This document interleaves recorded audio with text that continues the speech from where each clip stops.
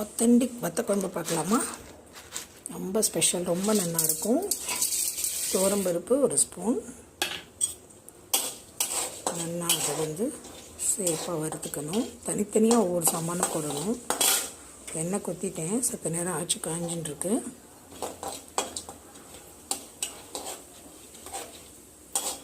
துவரம்பருப்பு நல்லா வறுபடட்டும்.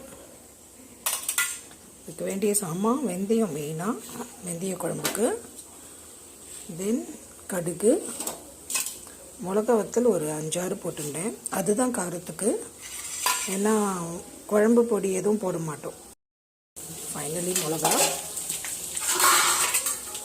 இந்த 1 by 1 அது திரும்ப அரைச்சி அப்படி ஒரு ஒரு அரோமா ஃப்ளேவர், செம்ம ஸ்மெல்லு, அட்டகாசமாக இருக்குது. இதெல்லாம் அனுபவித்து பண்ணணும்.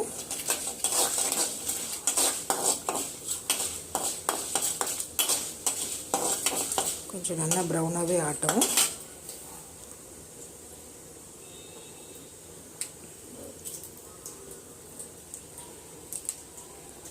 இது கட்டி பெருங்காயம்,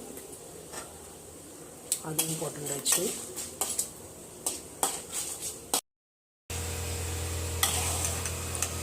இப்போது துவரம்பருப்புலாம் நல்லா ஜஸ்ட் வாட்டர்லேயே நல்லா கழுகி எடுத்து சூப்பராக வெந்திருக்கு. க்ரன்ச்சியாக இருக்காது, இப்போது சாஃப்டாகிடும். இந்த சமயத்தில் நம்ம புளி கரைச்சி வச்சுருக்கோம், அதை குத்துறோம்.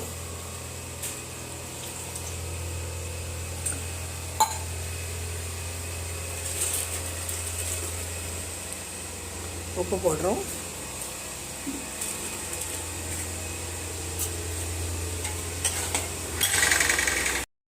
ஜஸ்ட் கருவேப்பிலை போடுறோம், இப்போ தான் போடுறோம், எண்ணெயில் போடலை. இப்போது இது மிளகாவோட அந்த கார எசன்ஸ்லாம் புளி ஜலத்தில் இறங்கிடும்.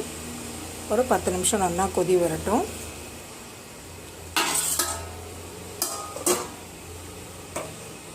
நம்ம வத்தக்குழம்பு ரெடி ஆகிடுது. அப்புறம் ஒரு 2 ஸ்பூன் அரிசி மாவு எடுத்துக்கணும். குழம்புக்கு தகுந்தது, அது ஒரு 4 பேருக்கான குழம்பு. இது சாமான்லாம் போட்டுது.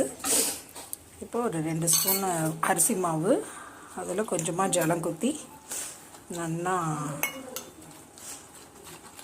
கலந்து விட்டுக்கணும், கட்டி இல்லாமல்.